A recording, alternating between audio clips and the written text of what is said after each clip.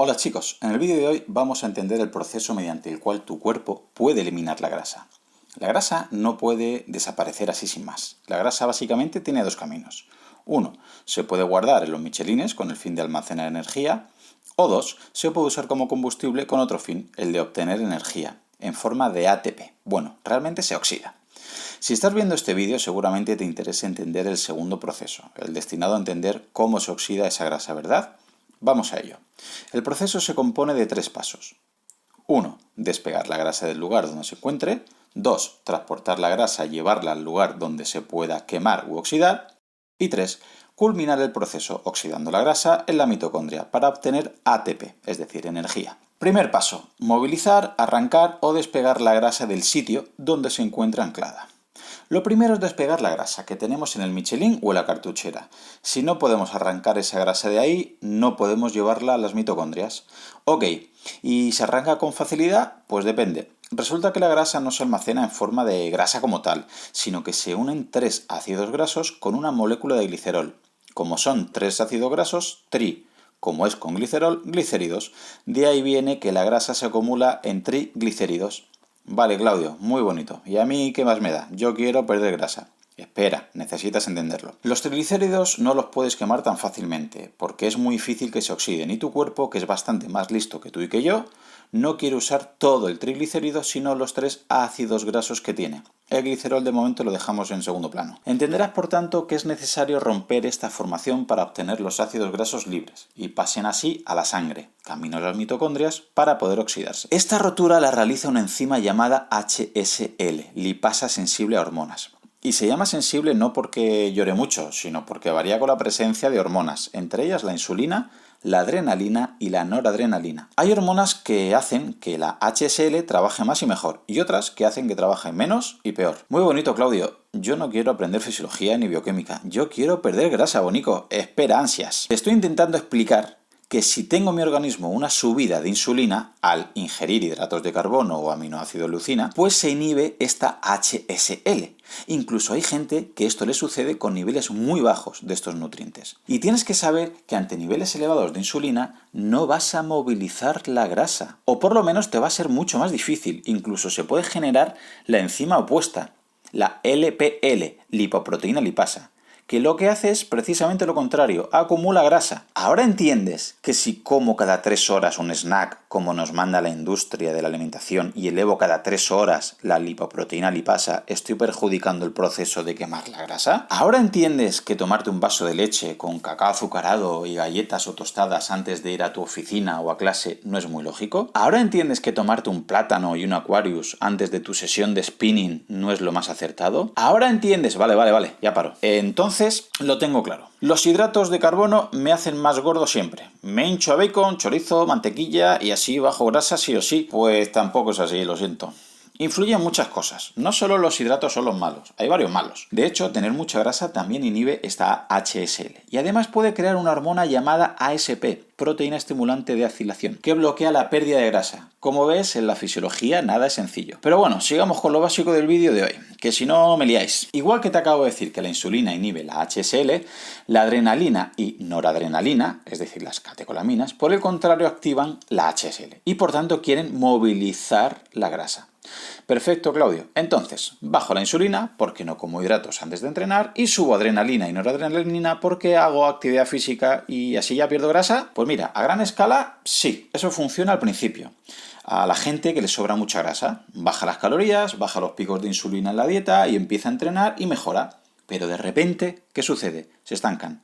Al principio, Claudio, baja un montón, pero luego no sé qué me pasa, que me estanco. Aquí tenemos que hablar ahora de los receptores. Las células grasas tienen dos tipos de receptores, alfa y beta, y hay subtipos de cada uno. Hoy veremos la repercusión de los receptores alfa 2, que perjudican el proceso de quema de grasa, y los receptores beta 2, que lo facilitan. Es decir, cuando las catecolaminas llegan a un receptor alfa 2, disminuye la movilización de grasa. Y cuando las catecolaminas llegan a un receptor beta 2, aumenta la movilización de grasa. Lo ideal es que si mantenemos la insulina baja y las catecolaminas altas, es muy probable que se estimule la movilización de grasa. Pero recuerda que influirá el tipo de receptores de cada zona. Esto funciona en aquellas zonas donde hay grasa con más receptores beta 2 que alfa 2. En las zonas que emiten receptores alfa-2 que beta-2, como suele ser en la parte baja del abdomen en hombres o en los glúteos en mujeres, hay que utilizar otra estrategia que veremos en otro vídeo de esta serie de pérdida de grasa. Como ves, en este primer proceso de movilizar la grasa influye la HSL, la LPL, la insulina, la adrenalina, la noradrenalina, los receptores alfa-2, beta-2, etc. Entiende que mientras este paso no lo mejores con un estilo de vida óptimo, con alimentación, con entrenamiento, etc., absolutamente ningún suplemento quema grasa será efectivo. No te preocupes que a lo largo de esta serie de vídeos de pérdida de grasa explicaremos cómo trabajar todo esto. Así que suscríbete. Paso 2. Transporte. Si el paso anterior ha sucedido de forma correcta, al romper el triglicérido tienes ahora los ácidos grasos en la sangre de manera libre y pasan a la circulación ligadas a una proteína llamada albúmina.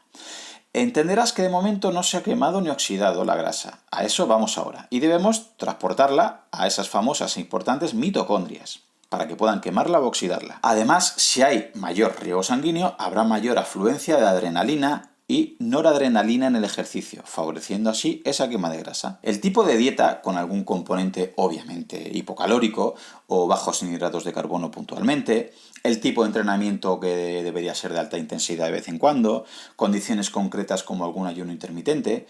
Todas estas condiciones, por ejemplo, aumentan el riego sanguíneo a ciertos tejidos grasos que normalmente no son muy abundantes en este riego, como la grasa abdominal en hombres y glúteo en mujeres. Y finalmente, paso 3, oxidar o quemar la grasa. De momento, hemos separado la grasa, la hemos transportado, pero aún no la hemos quemado, y si no se oxidan los ácidos grasos, se podrán unir a un glicerol y se volverán a formar triglicéridos. Es decir, volvemos a acumular grasa. Pero si hacemos las cosas bien, los ácidos grasos son transportados hasta un lugar que se requiere energía. Y los ácidos grasos son la mejor moneda de combustible. Nos dan mucha energía. Para que esto ocurra, los ácidos grasos deben entrar en la mitocondria cruzando su membrana. Y la carnitina es la que ayuda a que crucen esta membrana. De aquí viene que un suplemento desde los 90 ha sido siempre muy vendido para introducir los ácidos grasos y así poder quemarlos, que es la L-carnitina. Pero realmente la carnitina que tenemos de manera natural en nuestro organismo es más que suficiente para ayudar a cruzar la membrana de las mitocondrias. Así que lo siento, el factor limitante es la movilización. Tu cuerpo no es capaz de arrancar o despegar la grasa de manera correcta. El problema no está en la oxidación. Hoy en día parece que esta carnitina sí optimiza el proceso de producción de energía y contribuye también a una buena salud de nuestras mitocondrias. Ojo, que no es poco. Otro factor clave en este momento para optimizar la oxidación de grasa es el nivel de glucosa que hay en nuestros depósitos de glucógeno muscular y hepático. Cuanto más glucógeno haya en estos depósitos, menos porcentaje de grasa usará tu cuerpo para oxidar. Recuerda que el metabolismo es muy inteligente. Por ello, cuando hacemos una dieta con un porcentaje alto en grasa, se hace más eficaz oxidando la grasa. Y cuando hacemos una dieta alta en hidratos de carbono, oxida peor la grasa y le da prioridad a oxidar el hidrato de carbono, es decir, la glucosa. Por esto precisamente es tan importante evitar extremos y ser flexibles metabólicamente. En el arte de variar días altos en hidratos, altos en grasas, bajos en calorías, entrenar fuerza, hacer ayunos, etc., pueden ser muy útiles. Pero llevar cualquier herramienta de ella por separado y al extremo nos llevará tarde o temprano a desajustes metabólicos y a problemas hormonales. Bueno chicos, hasta aquí el vídeo de hoy. Probablemente te haya parecido quizás demasiado teórico, pero te aseguro que cuando veamos los próximos vídeos dedicados al entrenamiento para perder grasa, entenderás cómo aplicaremos la teoría vista hoy en prácticas para poder oxidar la mayor parte de grasa entrenando de una manera eficaz. Así que ya sabes, suscríbete al canal y dale a la campanita y cada vez que publico un vídeo te saldrá directamente y podrás seguir la información que subo semanalmente. Respecto a la bibliografía consultada y recomendada, principalmente hablar de dos libros de referencia, como es el Tratado de Fisiología Médica y Fisiología del Esfuerzo y del Deporte. Respecto a los autores de referencia, hay varios libros que hemos consultado de cada autor. Los autores son Asker Joukendrup, Marcos Vázquez, José López Chicharro, Luis Jiménez y Álvaro Campillo. Y para concluir estas referencias bibliográficas, recomendamos consultar las divulgaciones abiertas del doctor Borja Bandera, el doctor Antonio Hernández, Marcos Vázquez en su web Fitness Revolucionario y José López Chicharro en su web Fisiología del Ejercicio.